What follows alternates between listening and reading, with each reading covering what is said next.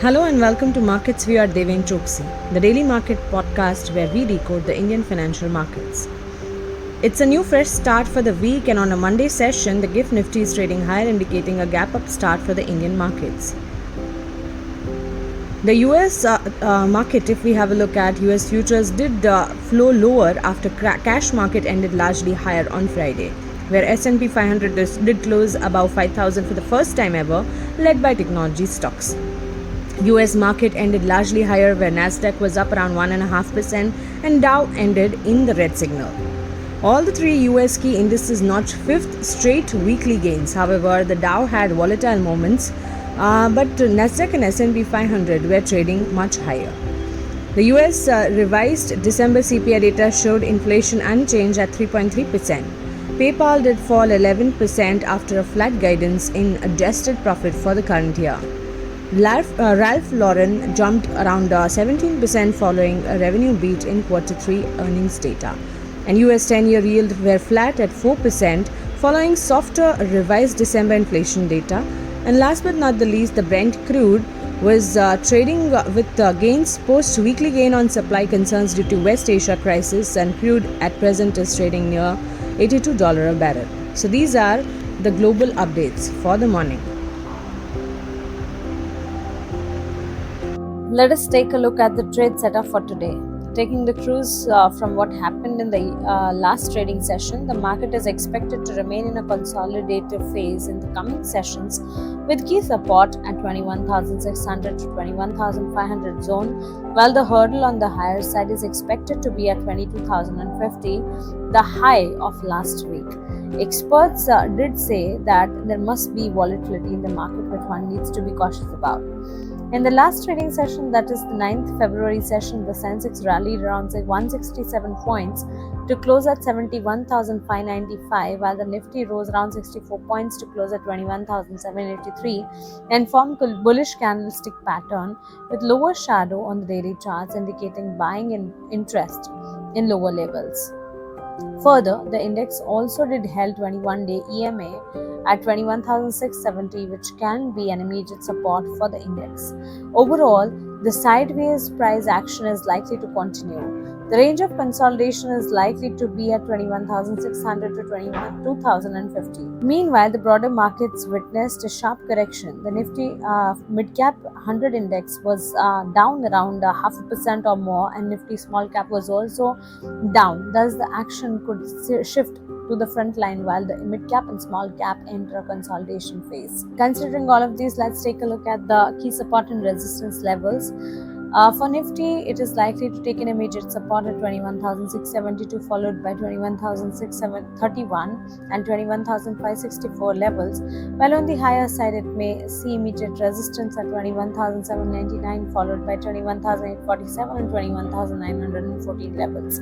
Meanwhile, in last trading session, the banks provided healthy support to the benchmark Nifty 50 as the Bank Nifty jumped 623 points or about 1.5% to close at 45,635 and formed long bullish candlestick pattern on the daily charts after a big red candle in previous session.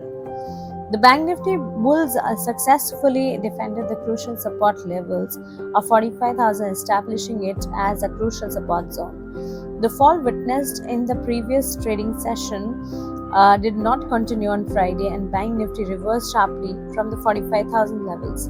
The pullback can continue towards 46,000 to 46,200, where the key daily moving averages are placed.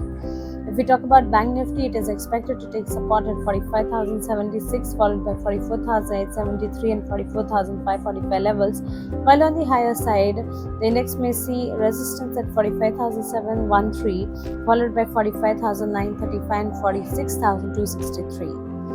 Let's now take a look at the important numbers and the stocks and news for the trading session today. In the trading session on 12th of February, total 480 companies will be releasing their quarterly earnings scorecard on 12th Feb, including Coal India, Bharat Forge, Alcargo Logistics, Anupam Rasayan, BLSE Services, Saracen Ware, Dilip Buildcon, GSK Pharmaceuticals, HAL, HEG, Krishna Diagnostic, Mazgaon of Shipbuilders, Samvardhana Motherson, NHPC, Steel Authority of India, and Skipper Limited. So these are all the numbers. There's a long list of numbers which will be posting its results.